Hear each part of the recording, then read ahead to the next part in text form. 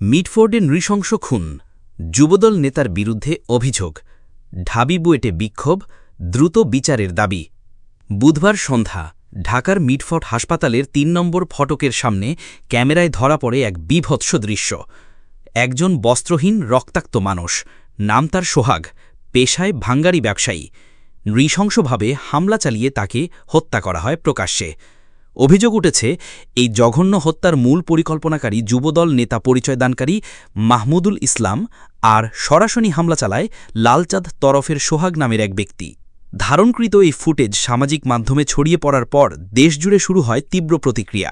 শুক্রবার ঢাকা বিশ্ববিদ্যালয়ের সাধারণ শিক্ষার্থীরা বিক্ষোভ মিছিল বের করেন। তাদের দাবি, এই নৃশংস হত্যাকাণ্ডের সর্বোচ্চ বিচার হোক দ্রুত। মিছিলটি হলপাড়া ঘুরে ভিসি চত্বরে গিয়ে শেষ হয়। এই সময় তারা দেশের নানা স্থানে বাড়তে থাকা চাঁদাবাজি, হত্যা, ধর্ষণসহ অপরাধের কঠোর বিচারের দাবি জানান। এদিন রাতে জগন্নাথ বিশ্ববিদ্যালয়, বুয়েট এবং ইসলামী আন্দোলন থেকেও পৃথক বিক্ষোভ মিছিল হয়। ঢাকা বিশ্ববিদ্যালয়ের রাজু ভাস্কর্যের পাদদেশে গিয়ে একত্রিত হন শিক্ষার্থীরা। তাদের দাবি ৫টি: ১. সোহাগ হত্যার দ্রুত বিচার, ২. রাজনৈতিক প্রভাবশালীদের ছাড় না দেওয়া, ৩. ব্যবসা দখলের নামে খুন চাঁদাবাজির অবসান, ৪. অপরাধীদের দ্রুত গ্রেফতার, ৫. দেশের আইনশৃঙ্খলা পরিস্থিতির উন্নয়ন। এদিকে এনসিপির কয়েকজন নেতাকর্মী কোতোয়ালি থানায় গিয়ে অভিযুক্তদের দ্রুত গ্রেফতারের দাবি জানান। তারা বলেন, রাজনৈতিক পরিচয়ে যেন কেউ আইনের হাত থেকে বাঁচতে না পারে। পুলিশ ইতিমধ্যে ৪ জনকে গ্রেফতার করেছে। একজনকে ৫ দিনের রিমান্ড, আরেকজনকে ২ দিনের রিমান্ড দিয়েছে আদালত।